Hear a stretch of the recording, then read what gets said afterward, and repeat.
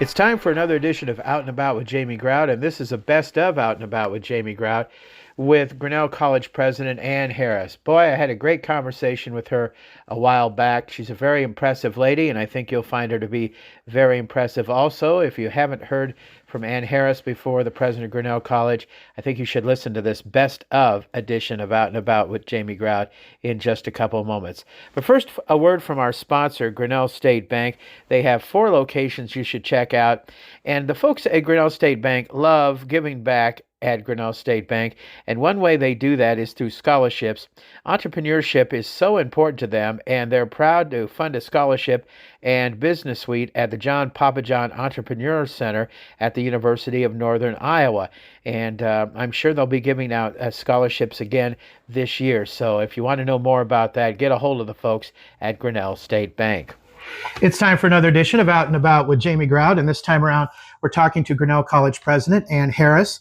Thank you so much for taking the time out of your busy schedule to chat with me today. Jamie, it's an absolute pleasure. Well, I got to tell you, the main reason I wanted to talk to you is because I am a regular at Perkins in Newton. There are 2 waitresses there. One of them is Ari, and the other is Natalie. Natalie is from Fresno, and Natalie is from Minot, North Dakota. So I asked Natalie, because I was getting this podcast started, who I should talk to, and she said, talk to Ann Harris, because she apparently is in a choir here at Grinnell College. And she said that they were going to take a trip somewhere and the funding wasn't there, but you came through for them. So she was singing your praises, and I wanted to talk to you because you seem like a big-hearted lady. Well, and to have one's praises sung by a choir member is the greatest honor, truly the greatest honor.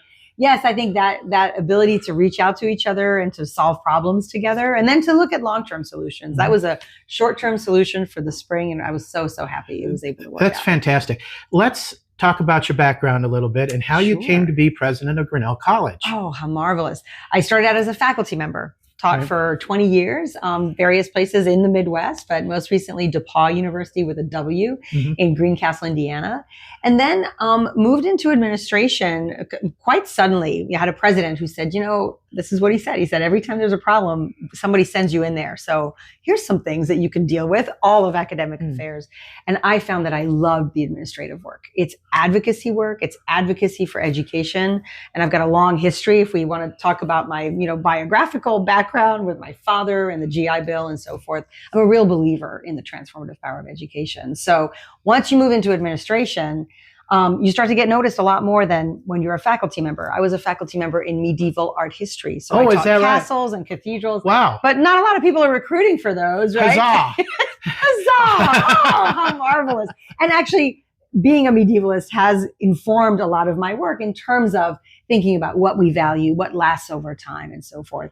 So then I was recruited to apply for the deanship at Grinnell, and I did start out as the dean of the college in the fall of 2019. Then President Raynard Kington announced he was leaving for Andover, and so a search began. And I had not thought in the beginning of putting myself forward, but I found out I'd been nominated, and then the pandemic hit. And I will tell you the very moment I was in Herrick Chapel with all the students, faculty, staff, we were getting ready to make this massive transition. It was spring break. We had to say, if you leave, you leave. If you stay, you stay. We didn't know what was going to happen in March of 2020. And in that moment, I said in my heart, I so believe in this institution. I truly love Grinnell. I'm going to say yes and put my hat in the ring, as the saying goes. And then I was nominated and became president. So inaugurated in 2022, but became president July 14th in 2020. Well, congratulations on that. Thank you. Grinnell College has been referred to as the Harvard of the Midwest. Maybe out at Harvard they call it the Grinnell College of the East. I don't know. But how did Grinnell College earn that title anyway? What a great question. And I love that Harvard could consider itself the Grinnell of the East. I think that's brilliant. By the way, I've been to Harvard. Is that? Yeah. Yes, My right? sister lived in Cambridge, and I walked through the Oh, campus once. So It is like walking in history. It really it is beautiful. It really is beautiful. But anyway, I don't mean to interrupt. No, not at all. No. And in fact, you'll see some of our residence halls, if you walk around campus, have that kind of Harvard or neo-Gothic. This is the medieval part, right? The neo-Gothic feel. It feels like an old castle in some ways. So I will say Grinnell's place in higher ed is hard won. And there's so much courage to this institution. You have to think 1846. You've got, in fact, from Andover Theological Seminary, you've got all these Northeastern Congregationalist abolitionists making their way west, first in Davenport and then all the way to Grinnell. And then you combine that kind of courage to create not a utopia, but a new world with J.B. Grinnell and his vision, his abolitionist vision as well. And then you get this town of Grinnell. And I love this. He was very modern at the time, right? At the intersection of not rivers, but two railroads. And so you've got this community that from the start has, its mission is to serve the common good. And what I really appreciate about Grinnell is how it reinvents that. So to my mind, there's clarity of purpose, and then it brings academic excellence to fulfill that purpose. So you do that over time. You do that since 1846. You're going to build and build and build. And then Grinnell just never stops, right? Grinnell keeps going all the time. So now you've got global Grinnell. 20% of our students are international students. We have a 4% admit rate for our international students. That is unbelievably competitive. At this point, it's a 12% admit rate for our domestic students, meaning from all the United States. But I think the real secret here is not so much those numbers.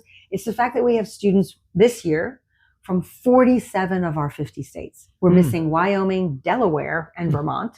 And then we have students from, I think it's 65 countries this year. We have 72 languages spoken at the college. And when you bring, again, it's conditions of possibility, clarity of purpose, academic excellence, and all those different experiences in one space, you're going to shine a light from the prairie. You're going to get noticed because something incredible is happening here. And you see that in the research, you see that in the grants that we get, you see that in the innovation that our students and our alums do, and so forth. So that's the short version. Okay, great, Ann.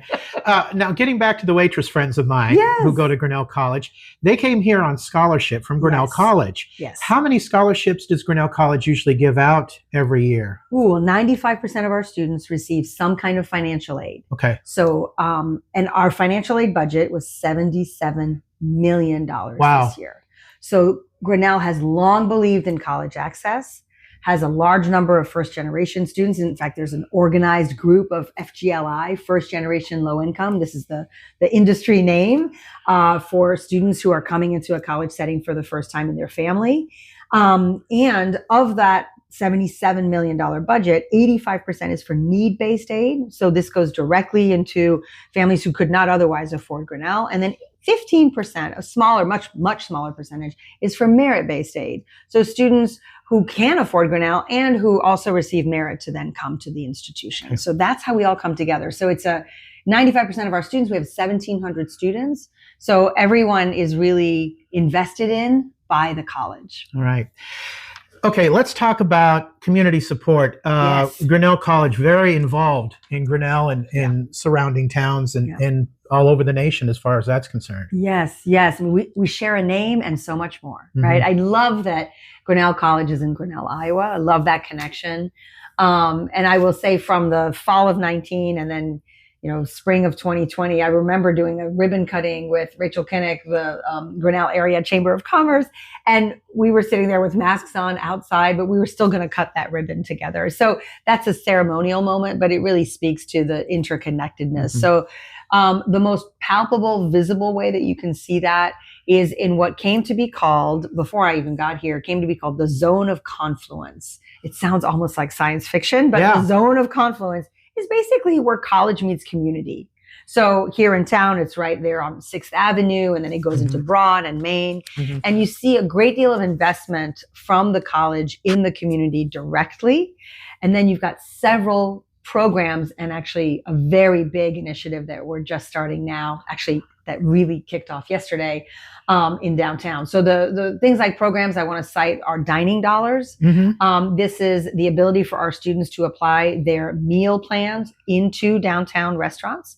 And I just found out actually in preparing for our time together that was a student initiative. That's great. Caroline Cassidy, class of 25, who's going to graduate this year or next year, just put that together. So I think that's an indicator right there that we want vitality. It's not just economic vitality. It's also neighborly vitality, seeing each other, like your conversation at Perkins. It's just so perfect, so perfect. Then the big statement we're making here is in doing something very unusual for a college, which is to establish our student residence hall downtown. So this is now, I'm going to say the famous Renfro Hall. And that dedication, which happened a couple of Saturdays ago, was absolutely beautiful for how many Grinnell, Iowa community members came, celebrated. Mrs. Edith Renfro Smith is the first Black alumna of Grinnell. She graduated in 1937, and she was there having celebrated her 110th birthday this summer. Just incredible. Yeah, there's a mural in downtown Grinnell of her. I did a podcast with Monica. Oh, marvelous. From the Center for Arts and talked about that. She sounds like quite a lady. Quite a lady, right? And herself really living out Grinnell's values as a graduate in terms of serving the common good. She was in education in Chicago for over 80 years. For her to come back, for her family to gather from all over the United States, for people to come. And so the idea of this building, of this residence hall, it's not just a dorm, right? It's actually apartment style living for probably it'll be third and fourth year students. We had over 200 applicants for 110 beds. Wow. All of those applicants wrote essays talking about their vision of community service, community engagement. So you've got 110 students committed to community engagement. It's not 110 projects. They're all going to be working together in different ways. But we thought, let's create not just the economic vitality of student presence in downtown, but also this community vitality of young people who want to work with the community, who don't want to just come out and say, this is what's needed, but say, what is needed? And here's what we bring. And what do you have? And here's what's happening. It could be my home country, my home state. What's happening here? That kind of exchange. So I really want to highlight on the south side of the residence hall, the Weingart Civic Innovation Pavilion. And you can Google that, or you can just look up, I think I've got the web address, just grinnell.edu/CIP, Civic Innovation Pavilion. That'll be open to the public by registration of events and things like that. There's a whole system that they've worked out, but that's the actual space where college and community meet to solve the problems we can only solve together. What about rural mental health or food scarcity or community building, or as they say, placemaking now? So what I love about the architecture, you'll see too, it's got a lot of visibility, a lot of windows. It is important to me that we see ourselves at work for our community. Well, and that's very important. And you can certainly see that. You have so many things going. What about the Catherine Howell Wingart 61 Civic Innovation Pavilion? Yes, let me go deeper into that. Please tell me more about that. And I really welcome your visiting that space. Our students just moved into the residence hall yesterday. So and it is a nice long title, so we shorten it to the Weingart Civic Innovation Pavilion.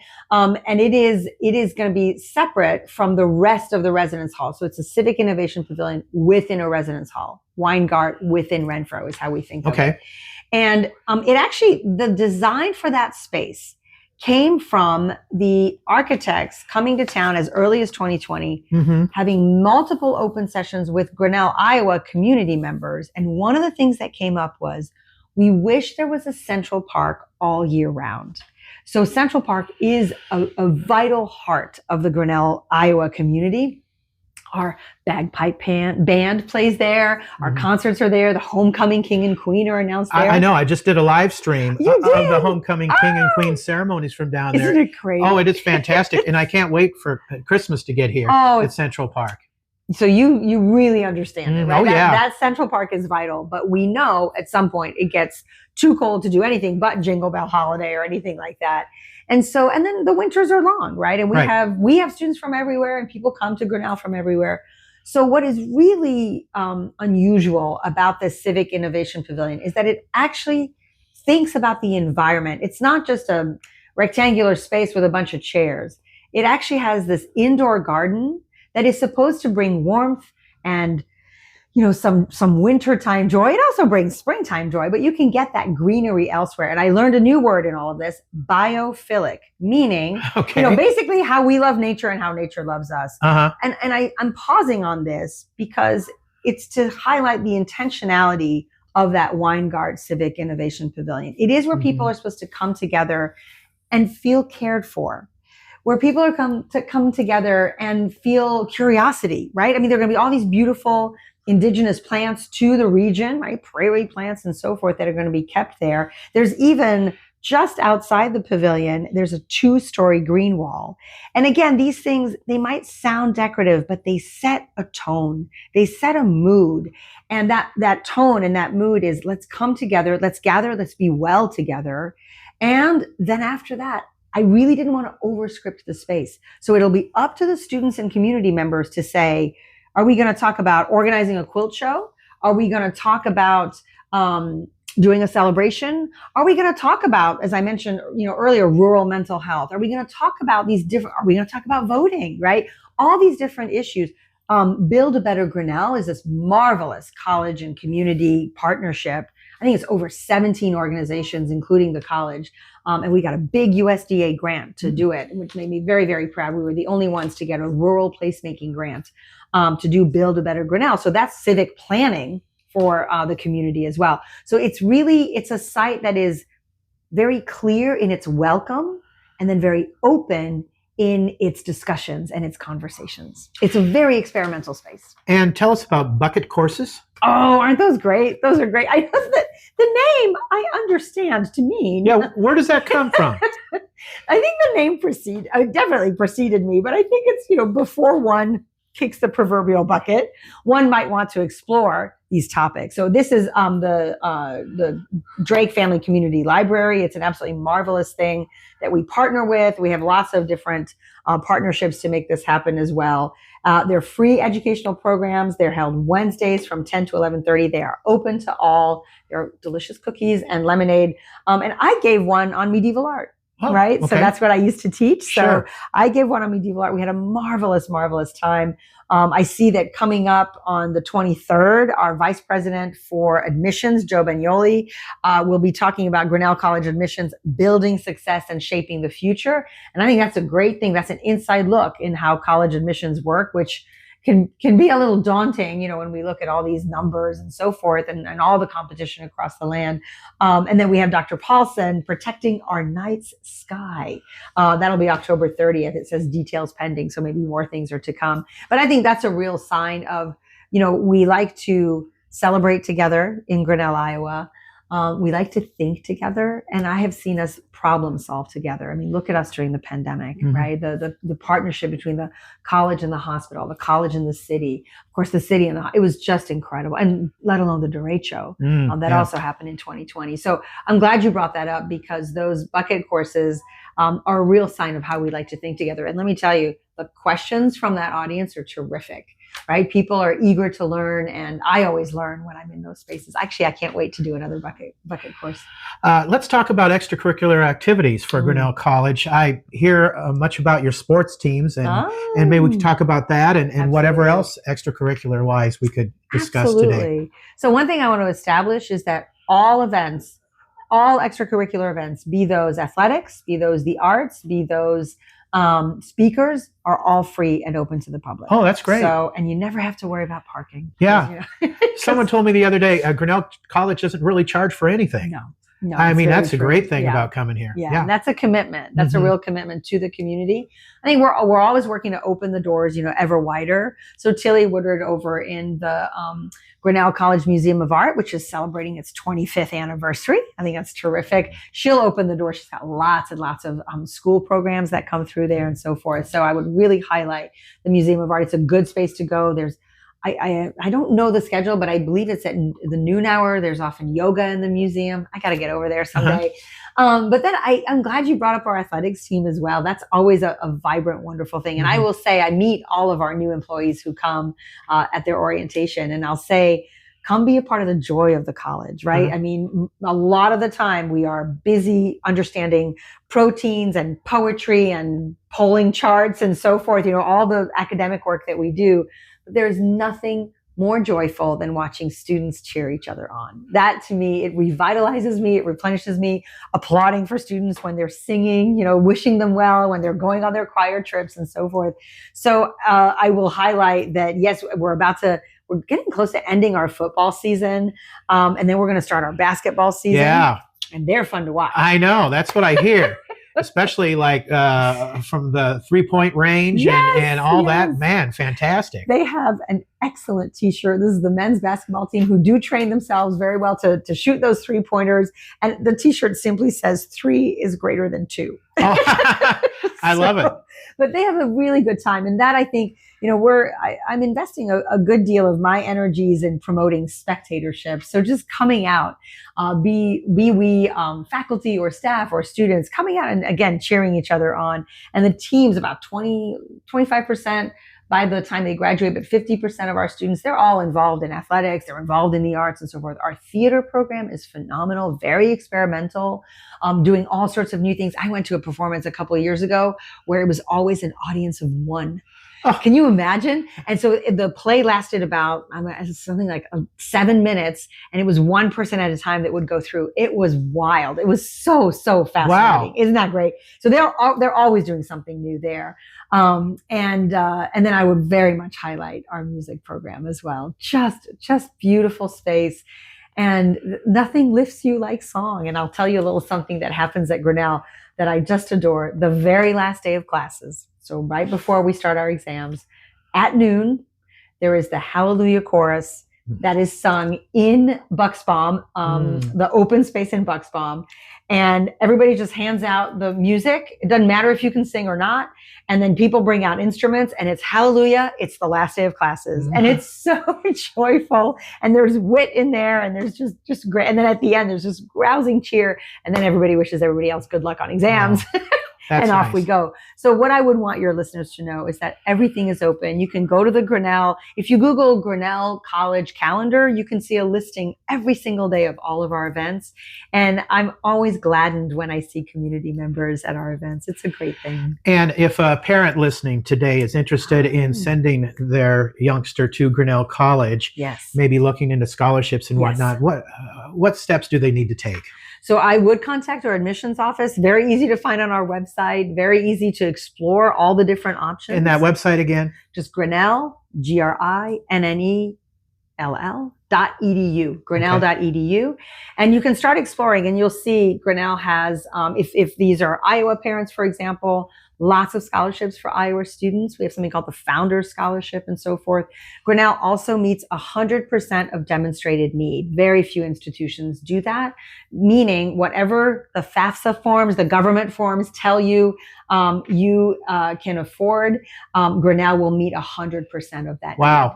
All right. And then the other thing we do that truly very few institutions do, but this was very important to me, this is one of my initiatives, is that most colleges will package financial aid, will package a loan in their financial aid. So you may get a scholarship, but you're also asked to take out a loan. Mm-hmm.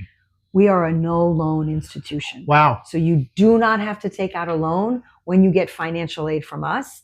And that means you are on a path to graduate debt free. I know student loans are a big issue you hear with about higher that. Education. You hear about it all the time.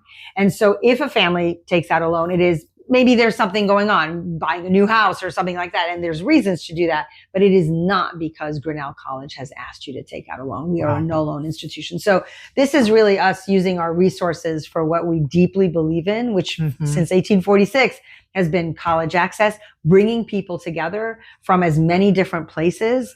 And so you've got, you know what, during the pandemic, I used to say to people, well, we've got to design a pandemic program for students from Brooklyn, Iowa, Brooklyn, New York. And then I found out there's a Brooklyn, New Zealand. So how about that? But that's Grinnell from all over. So Grinnell College, I mean, without a doubt, one of the best educational institutions in the country. What is your vision for the future for Grinnell College? How can you improve on something that is already great? Wow, that's fantastic. Thank you for that. And this is an ambition that I share with the absolutely excellent faculty here at Grinnell and with the absolutely dedicated staff who are here at Grinnell. So our strategic plan is called Knowledge into Action. It carries us through 2030, and it really seeks to make those bridge connections between what we're learning in the classroom and the world that we're going to shape, right? The communities that our students, our graduates will be a part of. So community engagement is my vision for Grinnell College, to really be a model for the nation of how a small community that is face to face with each other, that meets in a civic innovation pavilion, that votes together, even if they don't vote the same way, that eats together, celebrates together, can really be that model for a community that is engaged in a holistic way as full human beings for the common good, right, that we serve. So I will say, how does community engagement manifest itself? Sometimes it is problem solving. Sometimes it is making things better in the community. So for Grinnell, that has meant some problem solving around, we were part of the sponsors for the maternity wing in the hospital, or it can be a music school, or it can be getting more mental health resources. And so that's my vision for this institution, is that students come here, faculty come here knowing that what they're learning is going to make the world a better place. And we build those bridges.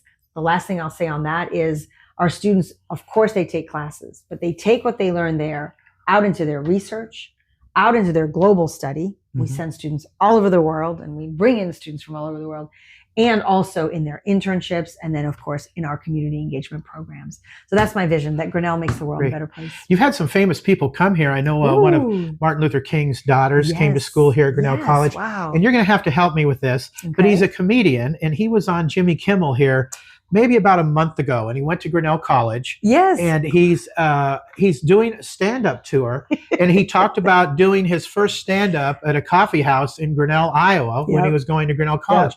Help me with this. Kumail Nanjiani. There you go. Yeah, yes. He is absolutely amazing. I wish his graduation year is, I think, in the aughts at some point, but he is a glad and warm and marvelous person. He gave a beautiful commencement speech. And you can, I think if you look it up on YouTube and so forth, you can find it with his name.